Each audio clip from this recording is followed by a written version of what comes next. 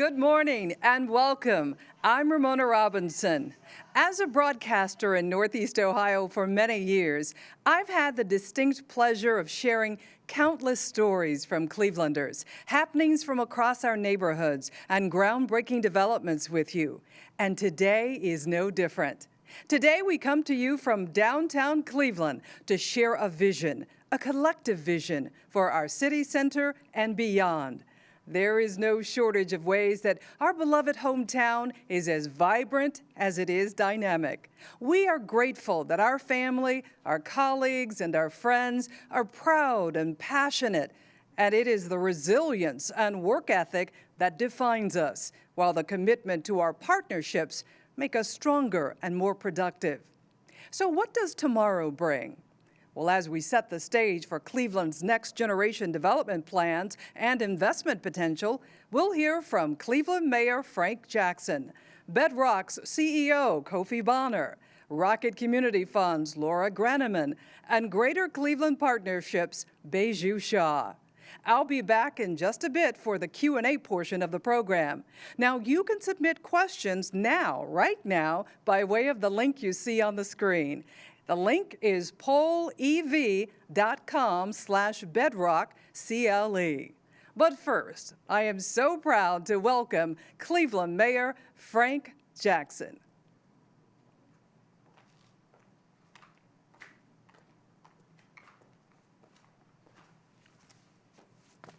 Thank you, Ramona.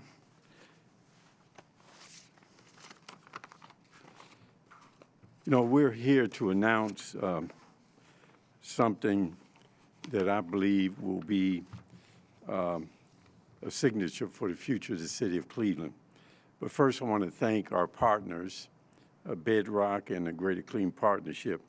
And as I said, this announcement is about how do we position Cleveland and our waterfronts for the future, and how do we make sure that when we do that, we do it in a way that allows for us to bring to fruition what we call our vision for the valley, a vision for the Cuyahoga River Valley. Now, some portions of this vision has already been accomplished. And as I always say, the only good plan that you have is the one that you're doing. So this is about getting things done. So there are things that are part of that vision that have not yet been accomplished. This announcement today with Bedrock and the Greater Cleveland Partnership will help bring that entire vision, the vision of the valley, to fruition. Will make it a reality. Now, it is also a tool, and a very important tool, because if we complete this project, this development initiative, if we complete the vision for the valley and we become successful in it, the question will be, is it sustainable? Is it sustainable in that it will ensure Cleveland's future and position Cleveland for that future? I'm saying that it will not unless we address those underlying issues of inequities, disparities, and racism. That's why this project is a tool.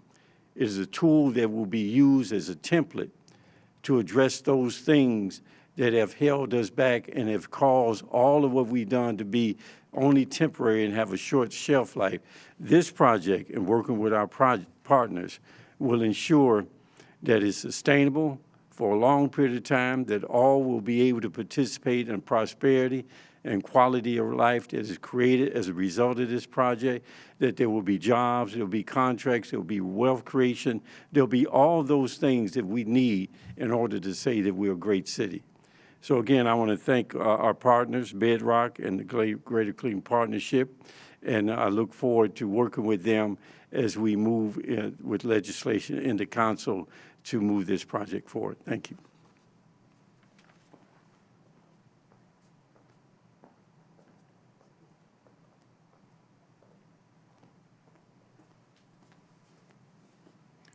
Good morning, and thank you, Ramona, for moderating this important event. And good morning to Mayor Jackson, and thank you for those kind words. But before I comment on the reason we are here today, let me take this moment to thank Mayor Jackson for the 16 years of steady leadership in Cleveland. Thank you, Mr. Mayor, for the diligence and care with which you have steered this city. And a special thank you on behalf of Dan Gilbert and Jay Fana and the whole Rock family of companies for your support for these many, many years. As you have heard, we are here to announce a historic partnership and a transformative plan representing key steps towards realizing the city's, no, indeed, the community's vision, the vision for the Valley. In my experience, strong partnerships between the public and private sector lead to more successful outcomes for all stakeholders, cities and their residents, and the private sector. This partnership is timely because downtown Cleveland is poised for incredible growth. More than 9,400 jobs have been added to downtown, the largest jobs hub in the state in the last decade, and there is momentum building all around us. You know, I left Cleveland in 2005 following my tenure at the Cleveland Browns. Go Browns. And it has felt so great to be back home in Cleveland. The progress that has been made is remarkable. And I feel so fortunate to now be able to join in that hard work and help make Vision for the Valley a reality. We'll be working with partners across the region. Our intention is to create a true 15-minute riverfront neighborhood with thousands of homes, new offices, increased retail and hospitality options, and community facilities. Our goal is to lead in making Cleveland a true 18-hour city, alive and vibrant beyond the traditional work hours. This will create a new competitive edge to Cleveland in its business attraction efforts. What could this all look like? Well, let's take a quick look.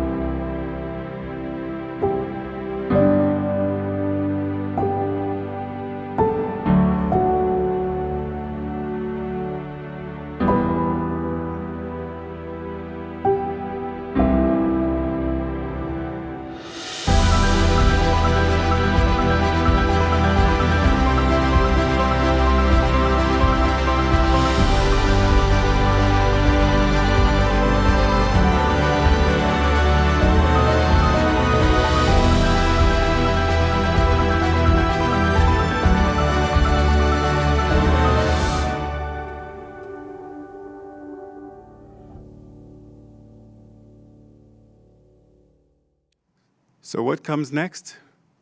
We intend to work with the city to determine and analyze the necessary components to re-engage several acres of mostly underutilized Cuyahoga Riverfront land.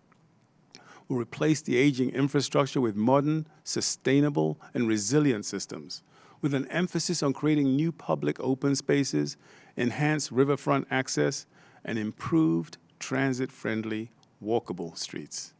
A new riverfront community can then be built, extending the downtown with office, retail parks, and plazas, and thousands of homes that will provide more affordable and diverse housing options downtown.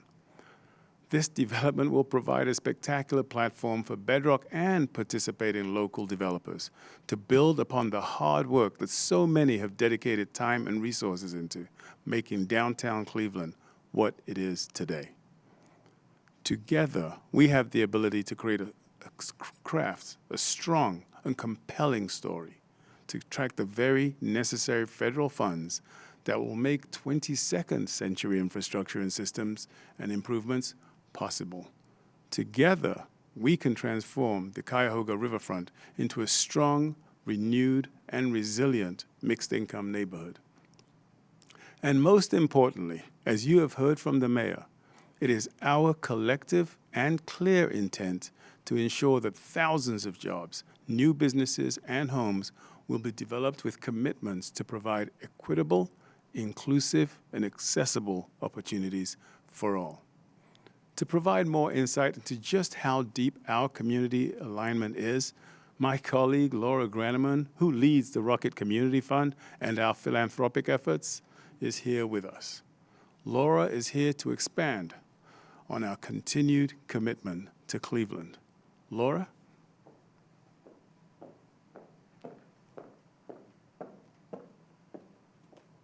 Thank you, Kofi. Despite the rain, it is a beautiful day to celebrate Cleveland. My name is Laura Graneman, and I'm the Vice President of the Rocket Community Fund. I'm honored to be with you today to share in this transformational announcement. At the Rocket Community Fund, we believe in the power of building opportunity and community wealth through partnerships. One of our core values at the Rocket Community Fund and across the entire family of companies is to fall in love with the problem.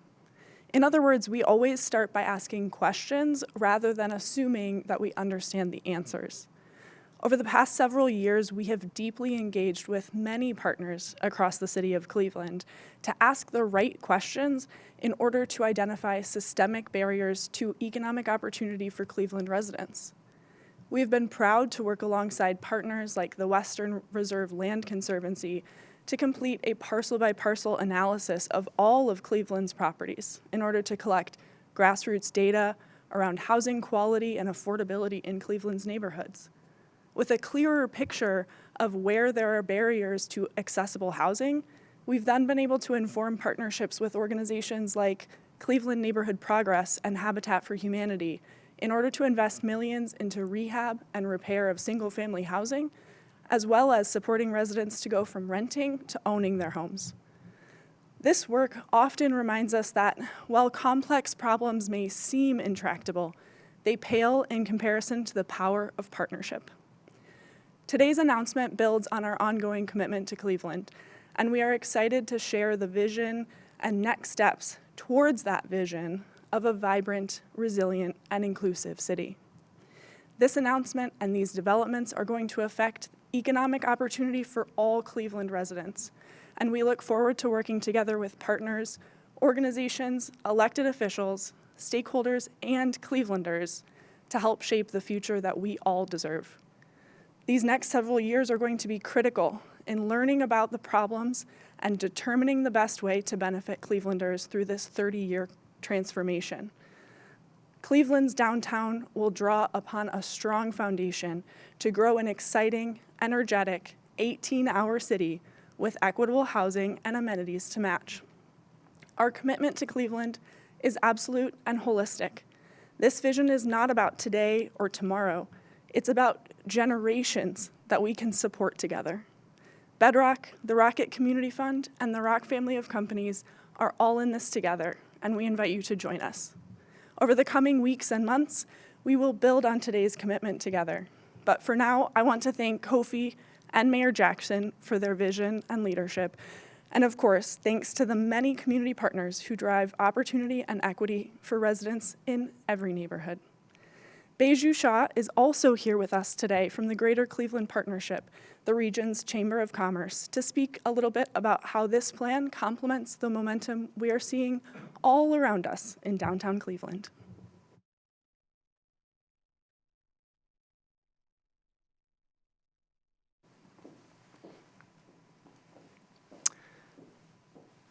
Thank you, Laura.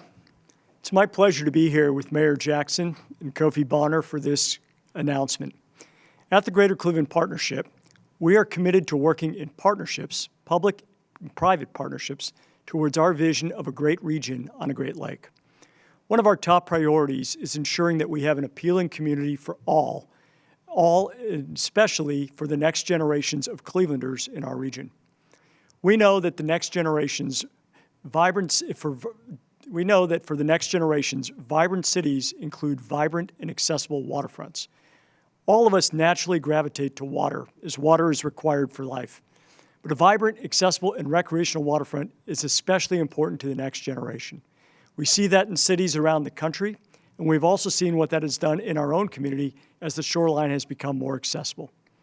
This project, which both aligns with and further activates the vision for the valley, a vision that has been led by the city and developed with many other public and civic partners, is a transformative opportunity for our community. The development that is envisioned includes residential housing, offices, and a recreational waterfront along the river, has the potential to attract greater talent and more businesses to Cleveland, continuing our city's and our region's realization of its full potential. In addition, we are particularly pleased that Bedrock and the city are committed to an inclusive and equitable approach to this vision and development in their approach to businesses and contractors, housing affordability, and public access to the riverfront. Finally, and importantly, this plan complements and connects to major initiatives throughout our city, such as the lakefront vision and the baseball stadium, the Sherwin-Williams headquarters, and also projects throughout Ohio City. Taken together, these projects, all vital and all complementary, have the potential to transform downtown, and for all of us, downtown Cleveland as the front door for our region. It's incumbent upon us to take advantage of this momentum and this moment of significant alignment and interest among the public and private sector, and significant resources available in those sectors to bring this vision to fruition. We are excited to be working with Bedrock in the city of Cleveland and many others to realize this vision and this transformation through public-private partnerships.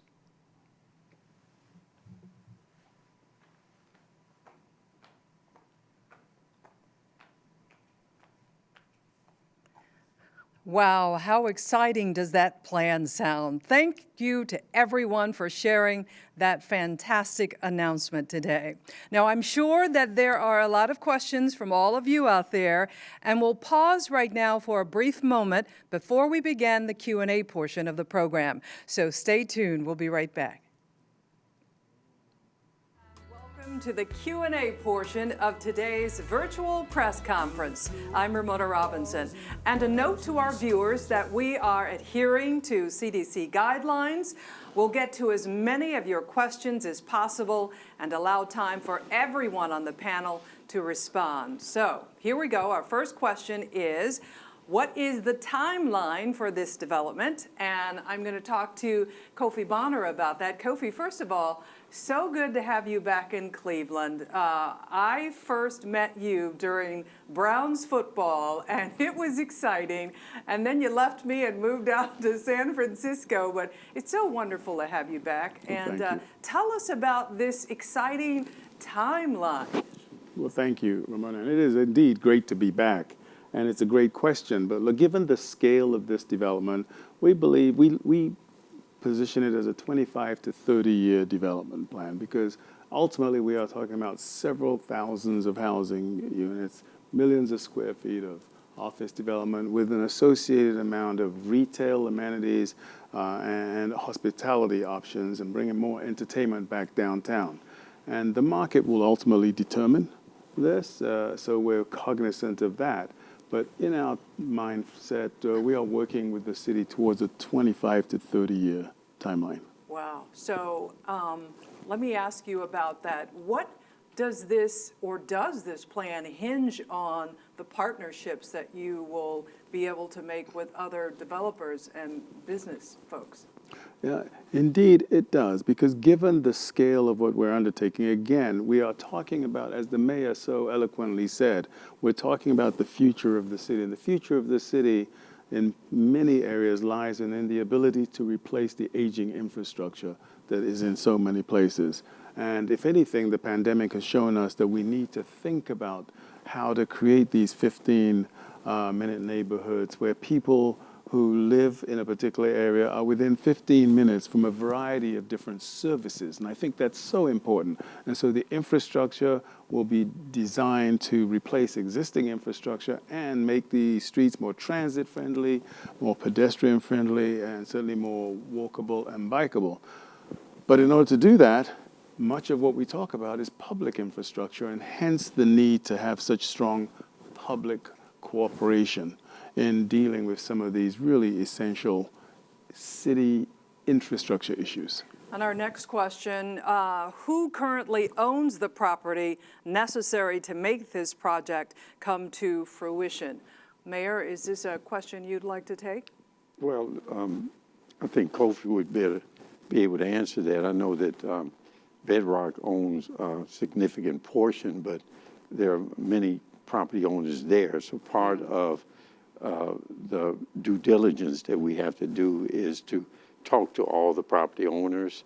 If we're going to do something like a TIF, then how do we engage all the property owners so that everyone buys into the development? It will take a while, not only for the construction side and the market driving that, but it will take a while for us to really get together all of those things we have to do before we actually break ground on things. And Kofi, who owns the property? Sure. There are several property owners within the first area we're talking about. It's about 130 acres that we're working with the city.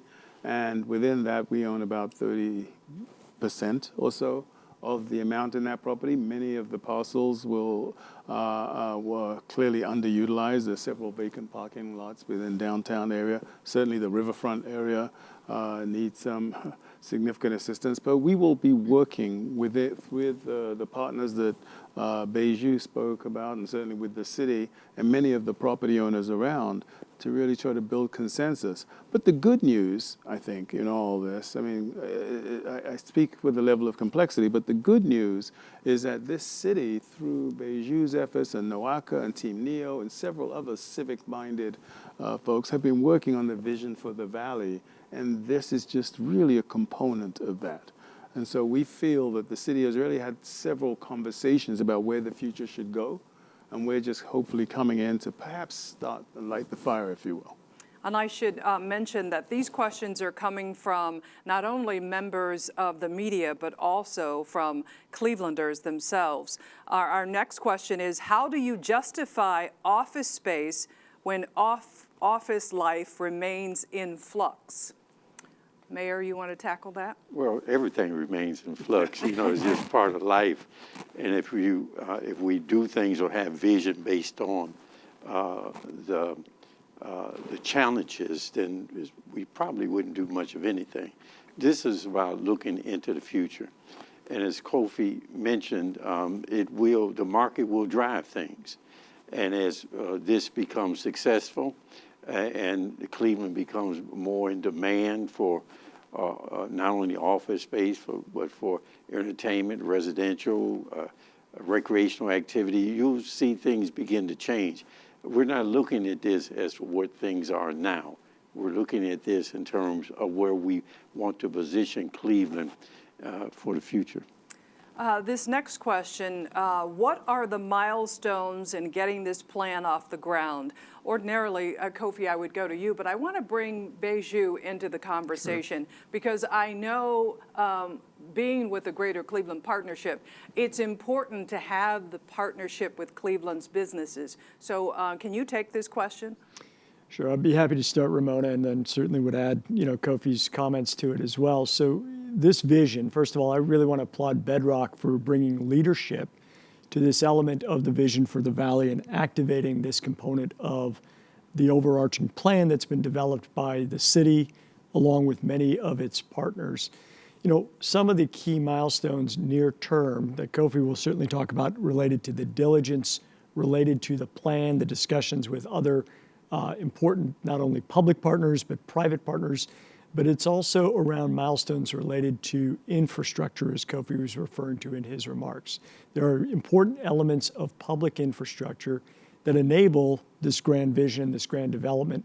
And again, we're at a moment in time where as these plans come together and as the city has led the process of developing this vision for the valley, we're at a moment in time when resources will become available at all levels of the public sector, from the local to the state to the federal government, that may activate elements of this important infrastructure investment that then enables the broader vision to occur.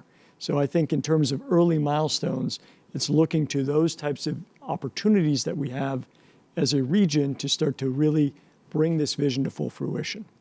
And I'd love to just ask a question that's on my mind, and I'm sure a number of Clevelanders are probably already thinking this, and I want to bring Laura in on this question. A lot of times it's been my experience being a journalist in this city for over 30 years, when you have companies come in to say they want to redevelop Cleveland, what comes to mind for many struggling Clevelanders is that, okay, here we go again, we're dumping a bunch of money downtown, and yet our schools are still poor, there's still violence in the neighborhood, rundown buildings. What assurances can you give to the public that they won't be forgotten, that this is indeed an inclusive plan for all people? It's a great question, and I think it's really important that this is a node of strength for the city of Cleveland, but it's building on a foundation of community partnerships that have been growing over the last, for us, over the last 5 to 10 years. And so we've been really proud to partner with Cleveland organizations all across the city, especially around housing affordability and ensuring that Cleveland residents have a stable and safe and accessible housing experience. So that will continue to grow alongside the growth of this plan.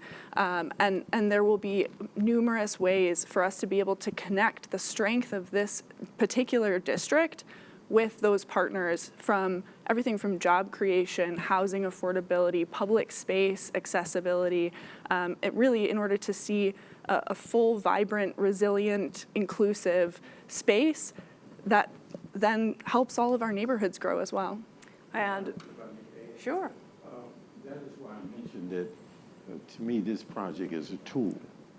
It's not just the bricks and mortar side of it. If we look at the brick and mortar side of it, then it's just another construction project located downtown, or it could be out in the neighborhood, it could be anywhere. So how do we transform this into not just being bricks and mortar, but a tool to address those underlying issues of inequities, disparity, and racism? How do we do that? Bedrock has demonstrated, as a long history in Cleveland, demonstrating that Bedrock will do those things necessary to ensure that there's equity and opportunity in jobs, that there will be opportunities for contracts. And whenever we're able to do that, and we ensure that Clevelanders are working, the Cleveland contractors have contracts, the ability to have wealth, to have the supply chain side of this, along with the ability to use the development for the purpose for which it's built. All those things come together. So this is not just bricks and mortar. It is a tool that we can demonstrate this is how you do business when you come to Cleveland, and that all have to participate in that prosperity. All have to participate in a way that their quality of life is uplifted, no matter where they live.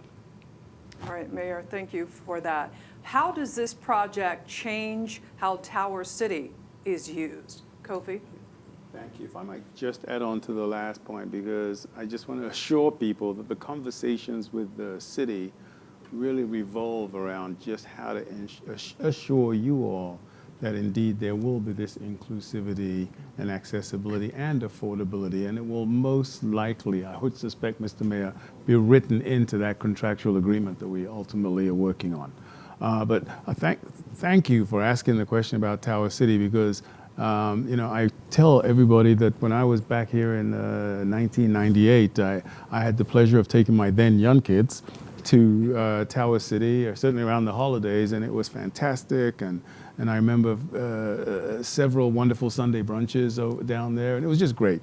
And so I was a little disheartened when I got back, but I'm heartened by the fact that in my new role, I may actually have an ability to change some things with Tower City. So we announced, I think about a month ago, that we were currently working on transforming the notion of Tower City from a mall into a marketplace. And people have asked, well, what does that mean?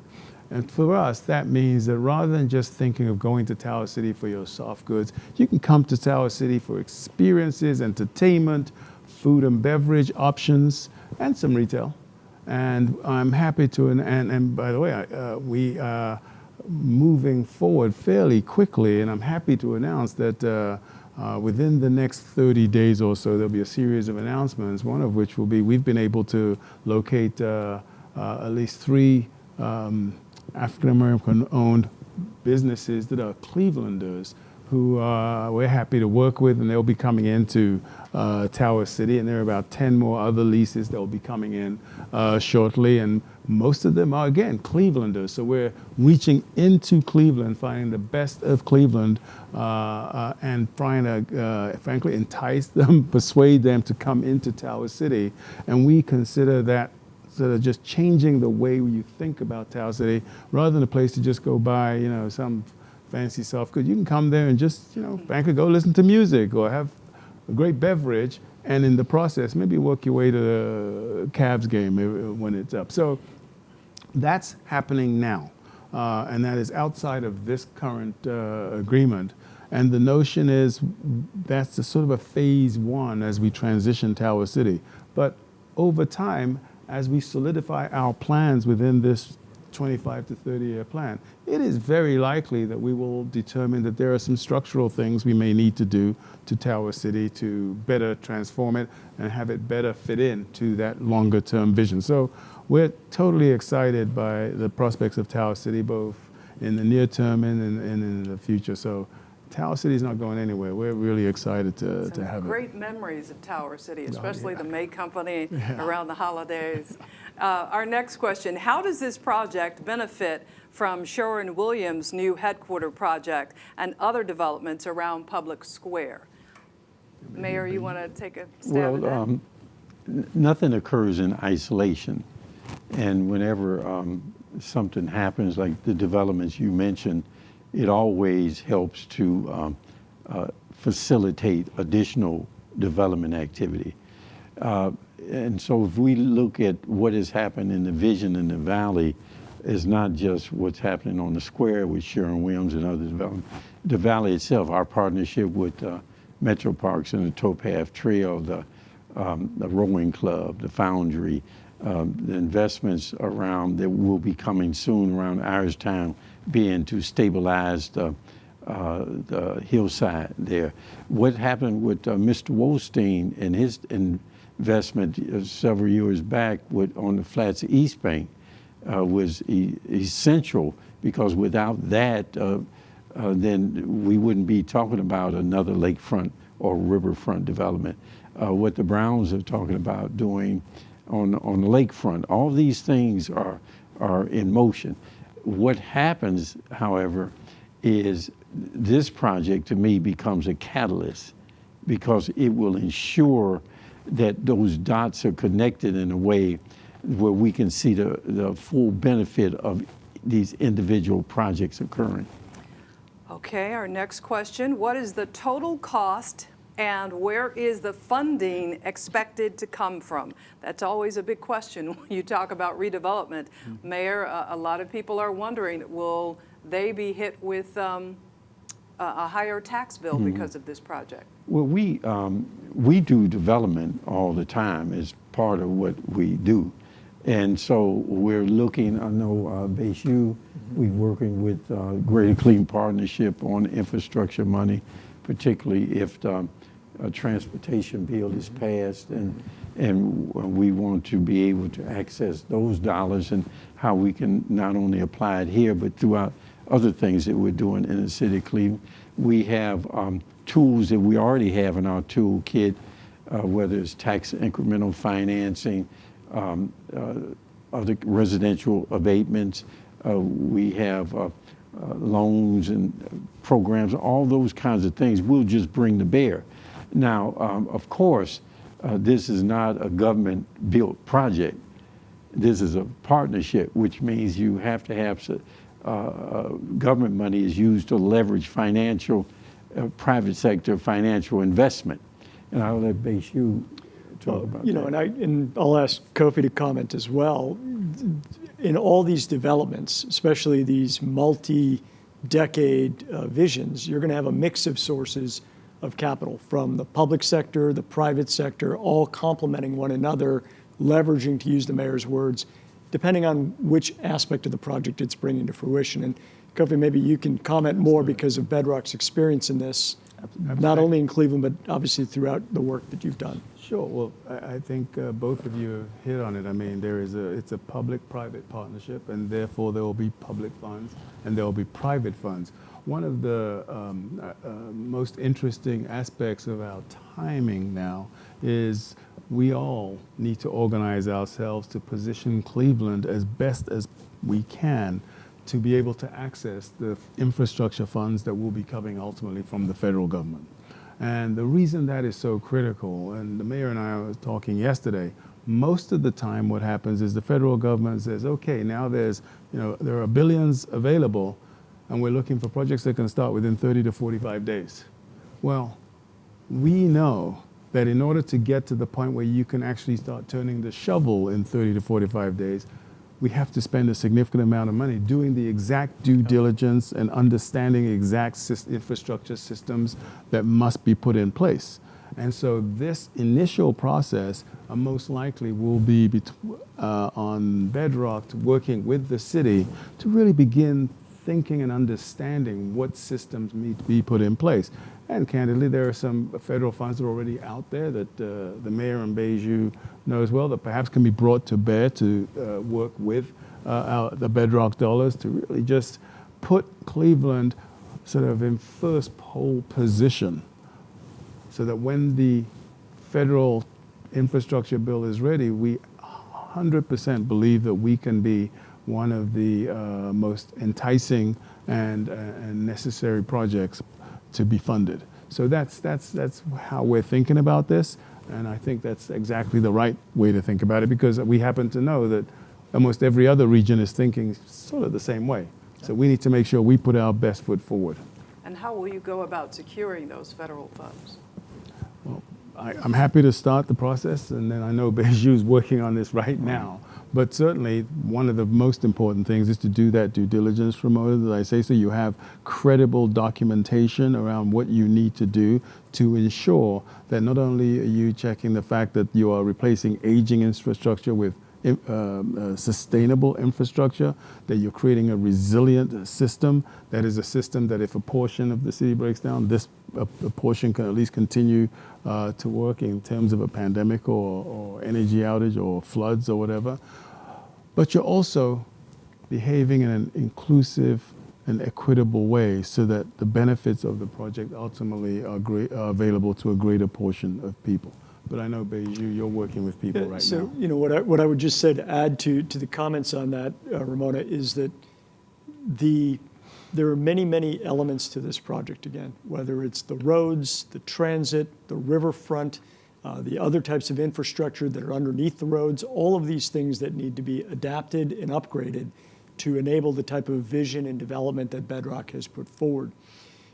What's most important is that there is broad alignment that was led by the city in creating this vision for the valley, that the public partners, starting with the city, the county, NOACA, RTA, and many, many others have been involved in shaping, the Port of Cleveland and others, this vision that this project then starts to become an important and transformative component of that vision.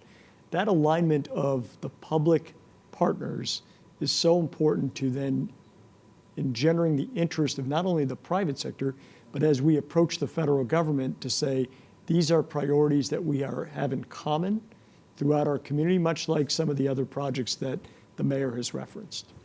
Our next question, when are we likely to see legislation related to this project? And Mayor, I want to ask you because as we learned last night, our next mayor will be Kevin Kelly or Justin Bibb. Right. And so I know you're signing off on this deal, but what happens if the incoming mayor does not see eye to eye on this plan? Well, When will we see legislation? Will we see legislation? How will that work with a new mayor, do you think? How it works for the new mayor will be determined. I'm in support of it, of this project. And what we will do is look at something that will memorialize the fact that we want to work together as a public-private partnership to bring to fruition this project.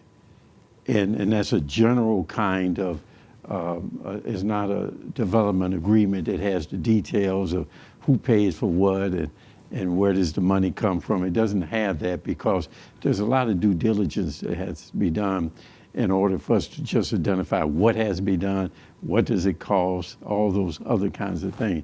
But we do plan to have something to introduce to council that will have the spirit of the fact that we want to work together in order to see this project to fruition, knowing that the next city council and the next mayor will be the ones who would have to put the details to it.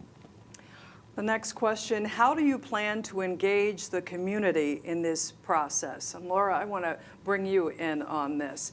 Tell us a little bit about, and I think you mentioned this a little bit, but what investments do you have as far as your charitable arm in the community? And how do you see that progressing during and after this process, this plan?